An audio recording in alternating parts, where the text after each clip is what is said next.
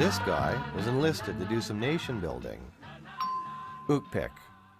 Ookpiks were ambiguously native owls made of sealskin. Yeah, they're silly, but many Canadians will melt at the sight of one.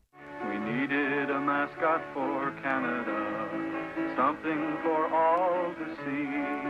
That was native and new and bicultural too. On that point, I'm sure you'll agree. I used to have an ookpik, but in 1968 he made the Grand Sacrifices dinner for a family's black lab ranger. We needed a symbol. We needed a mascot for the Canadian Trade Fair in Philadelphia last November, and ookpik was the answer. We found him actually in a catalog of Eskimo art put out by the Department of Northern Affairs. We had started our publicity in Philadelphia, and we began to get some response from the press. We then discovered that while Northern Affairs did have in their warehouse hundreds of very beautiful little sealskin dolls made by the Eskimos, the Arctic owl, the ookpik, had actually been sold some time earlier, and there wasn't one available. What happened was this.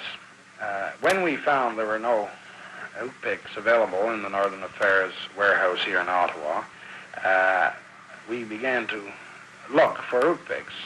They got in touch with their people in the north, Fort Chimo, discovered there were no ookpiks in ookpik land either, and what is more important, there were no sealskins. About a week before the trade fair opened in Philadelphia, before Canada Week began, a silver jar sealskin was found. The next question was to have an ookpik made. Northern Affairs fortunately found an Eskimo woman living in Ottawa who could make an ookpik, and she did. Saturday night in Philadelphia, when we got the phone call that he would be arriving Sunday, the night before the fair, but there was something wrong with him, we didn't know what to expect. He said, well, as it turns out, the Eskimo woman who made ookpik got a little gay or took a little creative license with him, and as a matter of fact, she's given him a duck's bottom with a little tiny webbed duck's feet at the back. In connection with this Canada Week, which consisted of a very large Canadian trade fair with 110 Canadian firms in it, we had down 5 ships of the Royal Canadian Navy. We decided to amputate the feet and make him new feet. We rushed him out to the dockyards where the 5th escort destroyers were waiting for us.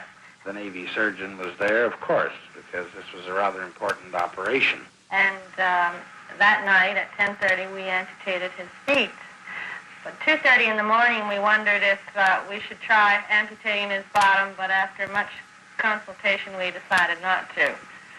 And he appeared the next morning at the fair. Psychologically, I think the idea of a government, the Canadian government, using ookpik as a mascot appealed to people. Governments always seem, or often seem, so stuffy, dry, bureaucratic, and so on. Wherever ookpik appears, there's always a headline.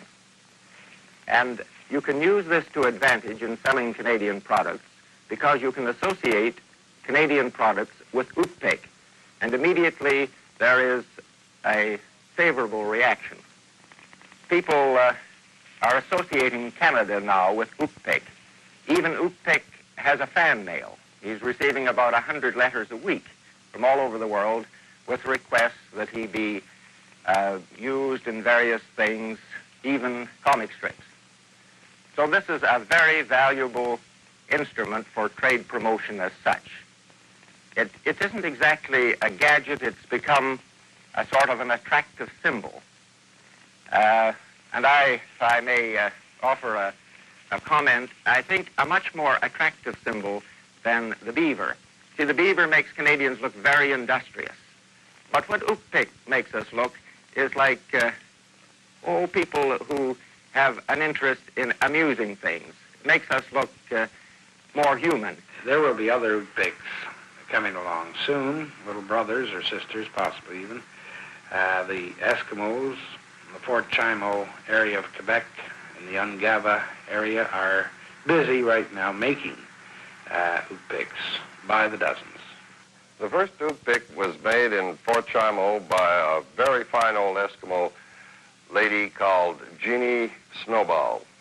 And Jeannie is 64 years of age. Jeannie has a special affinity for owls because many years ago, when she was much younger, Jeannie was out on the trail with her family, and they were in very, very sad condition because of lack of food.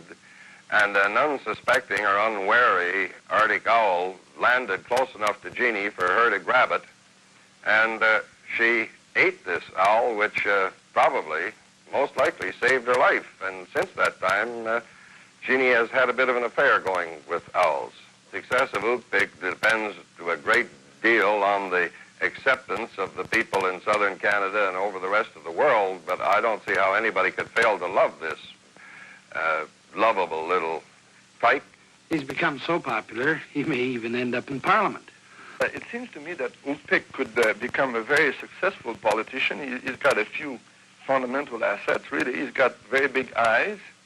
He must be in a position to look around. He's got a long nose, so maybe he can smell trouble.